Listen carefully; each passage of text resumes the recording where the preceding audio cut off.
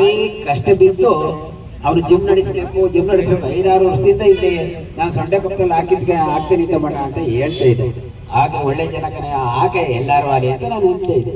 ಹಂಗೆ ಒಳ್ಳೆ ಜನನೇ ಸಿಕ್ಕವ್ರೆ ನಮ್ಮ ಇಲ್ಲಿ.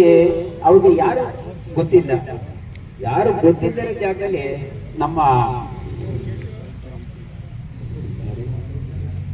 ರಂಗನಾಥ್ ಅಣ್ಣವರು ಪಾಪ ಒಳ್ಳೆ ಜನ.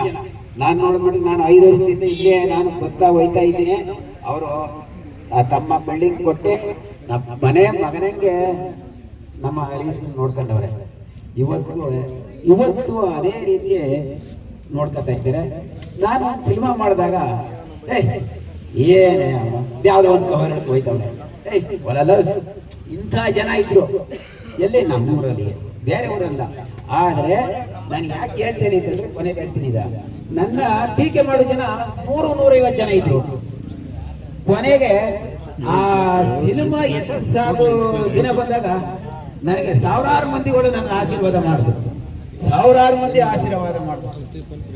ಹಂಗೆ ಇವತ್ತು ನಮ್ಮ ಹರೀಶ್ ಅವರು ಸಣ್ಣ ಫಂಕ್ಷನ್ ಮಾಡಿ ಮಾಡೋರು. ಇವರೇನು ದೊಡ್ಡ ಸ್ಪರ್ಧೆ ಅಲ್ಲ, ಚಿಕ್ಕವರಿಗೆ ಬೆಳೀತಾ ಎಮ್ಮರವಾದಾಗ ಆಗ ನಿಮ್ಗೆಲ್ಲ ಗೊತ್ತಾಯ್ತದೆ.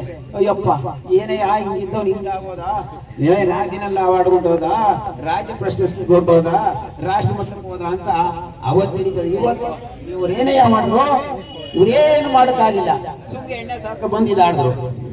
ನಾನಿದು ಸ್ಟೇಜು ನಾನು ಪಾಂಡಪುರ 4 ವರ್ಷದಲ್ಲಿ, ಇದು 5ನೇ ವರ್ಷದಲ್ಲಿ, ಇದು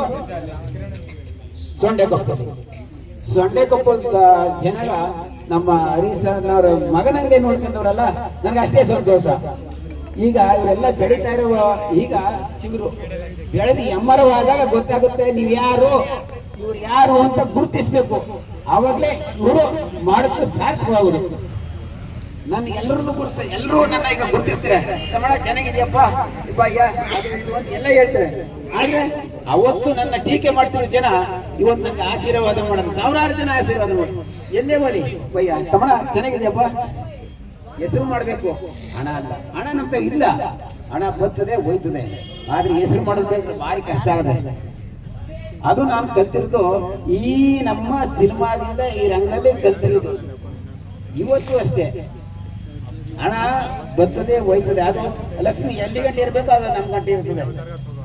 ಆದಷ್ಟು ಅದೇ ಹೋಯ್ತದೆ. ಎಷ್ಟೋ ಜನ ಬಡವ